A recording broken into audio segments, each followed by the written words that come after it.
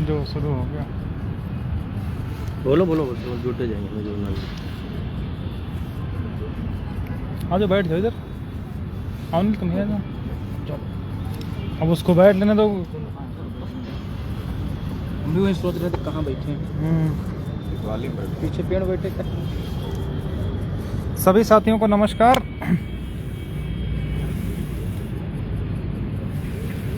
जितना हम लोग उत्साहित हैं कि जल्द से जल्द इस मुकदमे का निस्तारण हो, उसी तरीके से कोर्ट भी अब चाह रही कि जो ये आरक्षण वाला मुद्दा है ये जल्द से जल्द निस्तारित हो। इसलिए आज 2:15 बजे कोर्ट ने टाइम दिया था और 2:17 पर कोर्ट एग्जैक्ट बैठ गई थी। आमतौर पर कोर्ट अगर 2:15 बजे तो 15 मिनट लेट ही बैठते हैं, 2:30 बजे। ठीक है, इससे हम लोग भी उम्मीद करते हो सकते 2:30 बजे हों, लेकिन 2:17 पर वो कोर्ट बैठ गई थी।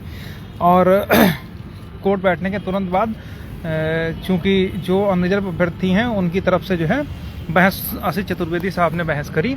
और आशीष चतुर्वेदी साहब पूरे देश भर में कोर्ट को भी घुमाया, हम लोगों को भी घुमाया, चाहे वो केरला लेके गए हों पहले, फिर उसके बाद राजस्थान लेके गए, फिर गुजरात लेके गए, फिर महाराष्ट्र लेके गए, दिल्ली लेके गए। यहाँ के सारे जजमेंट जो है वो ला करके उत्तर प्रदेश में थोपने के लिए बहस किए। और लगभग 8 जजमेंट उन्होंने निकाले थे। उन 8 जजमेंट पर बहस करी, ठीक ठाक बहस करी। वो चाह रहे हैं कि कहीं से अगर 1-2 लाइन भी हमारे फेवर में लिख जाए तो काफ़ी बेहतर रहेगा।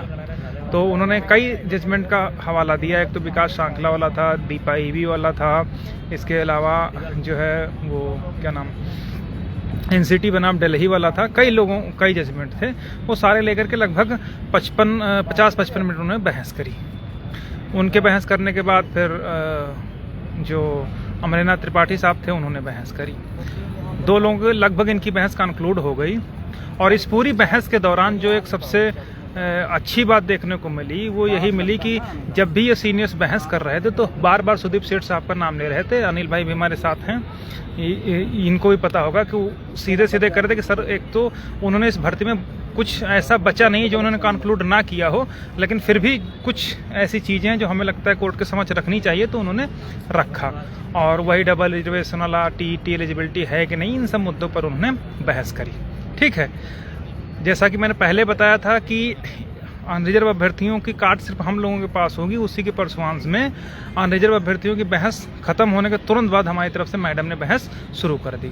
मैंने कहा था उनको सिर्फ 6800 से मतलब है, उसके अलावा कोई मतलब नहीं है, जबकि उनकी लिस्ट टोटली 13156 पर डिपेंड है। और इसीलिए आज कोर्ट ने भी कहा कि 6800 पर हम कोई बहस नहीं सुनेंगे।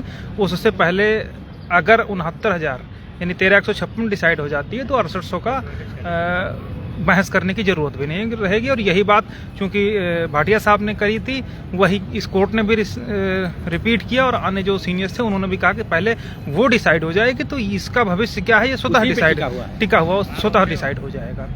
ठीक है, तो अनरिजर्व अभ्यर्थियों की बहस खत्म होने के तुरंत बाद हमारी तरफ से मैडम ने 15-20 मिनट लगभग बहस करी। ठीक है, और चूंकि वो ज़्यादा टाइम लेना चाह रही थी इसलिए कोर्ट ने कंटिन्यू 6 दिसंबर के लिए उनको कहा है कि आप 6 दिसंबर को कंटिन्यू रहिएगा। ठीक है, ये सारी बातें हैं। और इन सब के बीच में एक सबसे महत्वपूर्ण बात है, क्या जो लोग कोर्ट में तो उनको पता होगा सुदीप सेठ साहब का नाम कम से कम 4 से 5 बार लिया गया कि उन्होंने कुछ भी नस्सा नहीं छोड़ा। और सबसे ज़्यादा अभी तक इस मुकदमे में अगर किसी ने बहस करी है तो सुदीप सर ने की है। 1.5 घंटा 1 घंटा 40 मिनट के आसपास उन्होंने बहस करी थी। और उनके बाद दूसरे नंबर पर आशीष चतुर्वेदी साहब आए जिन्होंने लगभग 50 से 55 मिनट बहस करी। ठीक है, तो सुदीप सर की बहस में कुछ भी ऐसा नहीं रहा था जो कंक्लूड उन्होंने ना किया हो। इसलिए जो भी सीनियर्स हो, जो भी अन्य लोग खड़े हो रहे थे बहस करने के लिए, वो सबसे पहले यही कह रहे थे कि चूंकि सुदीप सर ने सारा लगभग हमारे जो फ्रेंड हैं उन्होंने सुदीप सेठ साहब ने लगभग पूरा कंप्लीट करके हर फैक्ट से कोर्ट को अवगत करा दिया है, लेकिन फिर भी हमारा काम कहना है तो हम भी अपनी बात कहेंगे। ठीक है, तो सबसे ज़्यादा जो बहस करी है वो उन्होंने की। और कुछ भी हमने पहले बताया था, कुछ भी चाहे डबल रिजर्वेशन वाला मुद्दा हो, चाहे जितेंद्र सिंह ऑर्डर वाला हो, चाहे एक्सेस पदों वाला हो, चाहे बियॉन्ड 69,000 वाला हो, चाहे टी ATRE जो भी है, उन सब पर उन्होंने कर दिया है।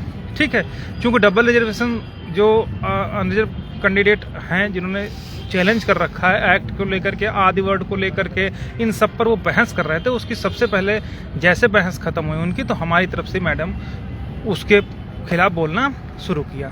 हमें तो लगता था कि शायद 68 वालों को भी नौकरी की ज़रूरत है, लेकिन हमें नहीं लगता कि उनको ज़रूरत है, क्योंकि उनके नेता क्या कर रहे हैं वो किसी से छुपा नहीं। कायदे से तो जैसे ही अनरिजर्व अभ्यर्थियों की बहस ख़त्म हुई थी उन लोगों को चालू हो जाना चाहिए था, लेकिन वो लोग शुरू नहीं हुए। हम लोगों को अपनी बहस, मुझे पता था वो लोग ऐसे ही हैं, उनको कुछ नहीं करना है, इसीलिए हम लोग पूरी तैयारी के साथ थे, हमारी बहस शुरू हो गई है। ठीक है, नेक्स्ट डेट पर भी बहस कंटिन्यू रहेगी और मैडम ही जो शेष कुछ भी बचा हुआ है, कुछ चीज़ें बची हुई हैं जो हमें लगता है कि कोर्ट के सामने रखी जानी चाहिए, वो हम लोग लेकर के बहस शुरू करेंगे। ठीक है, बाकी सुशील भाई कुछ बोलना चाहिए। साथियों को नमस्कार। तेज बोलो। सभी साथियों को नमस्कार। जैसा भी आप सभी साथी जानते हैं कि टीम ने पहले ही रणनीति बनाई है कि जो भी 1356 के खिलाफ जो भी आएगा उसका बदस्तूर इलाज किया जाएगा, चाहे वो प्रशांत चंद्रा जी हों, चाहे माथुर हों, या चाहे और भी कोई आए। क्यों? क्योंकि ये 1356 के लिए हम लोगों ने जिया है, उसी के लिए संघर्ष किया है। तो इसी कड़ी में आप जान ही रहेंगे, प्रशांत चंद्रा जी आए बहस करने के लिए, उनका ऑब्जेक्शन कर दिया गया और वो कोर्ट से चुपचाप चले गए। ठीक। अब रही बात कि आशीष चतुर्वेदी जी ने जो टाइम इतना लिया है, उनका वो किसी तरीके से एन के एन प्रकार ने बताना चाहते हैं कोर्ट को कि एज और फीस का रिलैक्सेशन ले लिया है, अब इनको रिजर्वेशन और किसी भी चीज़ को नहीं देना चाहिए, जबकि ऐसा नहीं है। क्योंकि स्टेट की पॉलिसी है, स्टेट अपने यहाँ के रहने वाले वासियों को चाहे जितनी बार जो है कि माइग्रेट करना चाहेगी वो कर सकती है। क्योंकि वो जो हमारे रिजर्वेशन पॉलिसी 1994 है, उसमें स्टेट ने ये हम लोगों को दिया है कि एज, फीस और ATRE और TT में इनको जो है रिलैक्सेशन मिलना चाहिए। खैर, इन सारी बातों को लेकर के भास्कर जी ने सारी बातें बता दी। अब मुख्य बात ये जानिए कि पहले उसी कल ही हम लोग, परसों ही हम लोगों ने बता दिया था कि सुदीप सेठ साहब ने सभी को पीट रहे हैं। इन द सेंस इसका ये था कि जितनी भी पिटिशनें इसमें कनेक्ट थी उन सभी पर उन्होंने बारी बारी से जितनी भी कमियां थी, जितने भी इसमें लिटिगेशन थे, सब पर उन्होंने विस्तृत कोर्ट को अवगत करा दिया। इसी कड़ी में आज जो बहस चल रही थी, चाहे आशीष चतुर्वेदी जी रहे हों, चाहे अमरनाथ त्रिपाठी जी रहे हों, चाहे एक और भी जूनियर काउंसिल बोले, वो सभी ने कहा कि सुदीप सेठ साहब ने सारी बातें कोर्ट को बता दी है और ये कहा कि बात 6800 की नहीं है, बात 69,000 पर बहस करने की है। 6800 का मुद्दा नहीं है। आज अमरनाथ त्रिपाठी जी ने भी ये बात को कहा, मुद्दा 6800 का नहीं है, मुद्दा 69,000 का। 69,000 का इशू खत्म होगा तो ये 6800 स्वतः खत्म हो जाएगी। तो कहना मुख्य ये है कि हमारी तैयारी पूरी तरीके से चौकन्ना है, हम लोग पूरी तरीके से तैयार हैं। चाहे जो आना चाहे, जो भी अपना, जैसे कोई चाहता कि चुपके से हम करा करके निकल जाए, ऐसा नहीं होने दिया, क्योंकि इसके लिए पहले दिन से टीम ने संघर्ष किया। और आज उसी कड़ी में सुबह 9:30 बजे ही टीम ने आकर के अपनी पेडिंग लगा दी थी कि किसी को भागने नहीं दिया जाएगा। कोई हमारे अगेंस्ट अगर आर्गूमेंट्स करेगा तो उसकी काट हम लोगों के पास है। सारी व्यवस्थाएं सभी की हम लोगों ने कर दी है, किसी भी साथी को परेशान होने की ज़रूरत नहीं है। अनावश्यक लोग बरगलाएंगे कि हम फला बैटिंग करेंगे, उड़ा देंगे, ये करेंगे, वो करेंगे। सिर्फ आप देखते जाओ, धीरे धीरे धीरे धीरे इस मुकदमे का जो सुखद अंत होगा, लिस्ट क्रॉस होकर के रीप्रिपेयर होगी या फिर हमारे पिटिशनरों को रिलीफ मिलेगी। और तो बहुत ज़्यादा कुछ कहना तो है नहीं, क्योंकि सारी बातें तो भास्कर जी ने बता ही दी है। अब आप लोग अपनी जिम्मेदारियों को समझे, जो लोग अभी तक नहीं सहयोग किए हों सहयोग कर दें, क्योंकि ताकि कहीं कोई कमी ना रह जाए। और हाँ, खैर आखिरी में बात यह है कि अगर कुछ और भी छूटता है तो हम लोगों ने एक तैयारी कर ली है कि हम लोगों को कौन से काउंसिल को ला करके फाइनली कंक्लूजन करवाना। पहले इन सारे लोगों को, अब सुदीप सेठ साहब ने सारी बहस कर दी, उसके अतिरिक्त अगर कोई बोलेगा तो हम लोग चुप रहेंगे। मैडम के बोलने के बाद जो आखिरी में अपना सबमिशन होगा, किसी ऐसे चौंकाने वाले, मतलब ऐसे सीनियर के माध्यम से या जैसा भी हम लोगों को सुटेबल होगा, उससे हम लोग अपना सबमिशन रखाएंगे। तो आप लोगों को परेशान होने की कोई ज़रूरत नहीं है। हम लोग मुकदमा जीत रहे हैं, 1356 अलाउ होगी और अन्य लोग जो बौखलाए हुए हैं और जो है कि हमारे ही साथी ये मनोज जी हैं, राहुल जी हैं, प्रशांत जी हैं, इन लोगों का कहना है कि 1356 अलाउ हो जाए उसी में हमारा भी हित जो है सुरक्षित है। ये लोग जो है कि हमको सपोर्ट कर रहे हैं और चाहिए भी कि हम ही लोगों को ये सपोर्ट करें।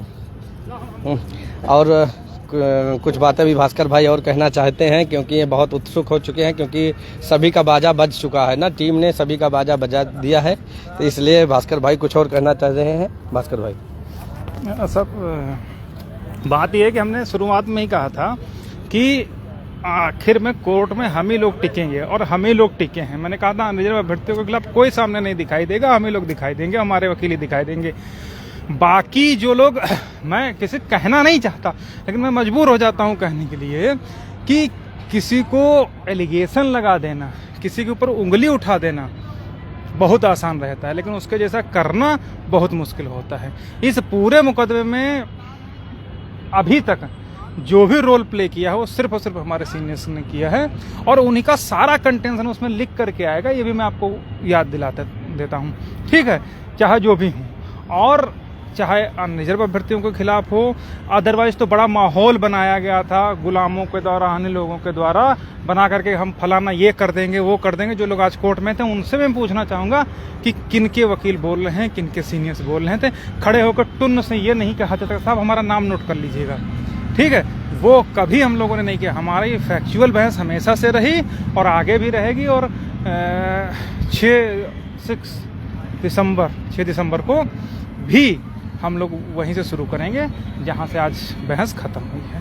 ठीक है, तो 6 दिसंबर को हम लोग अपना जो है हमारा सबमिशन लगभग पूरा हो जाएगा, चूँकि अनरिजर्व अभ्यर्थियों का भी लगभग पूरा हो गया। जीएस परिहार साहब बचे हैं, पता नहीं वो बोलेंगे कि नहीं बोलेंगे, वो अलग बात है, क्योंकि अजीत परिहार आज थे नहीं तो उन्होंने बहस नहीं की, लेकिन कंक्लूड कर दिया गया है और कोर्ट में कह दिया गया सब हमारी बहस पूरी हो गई है।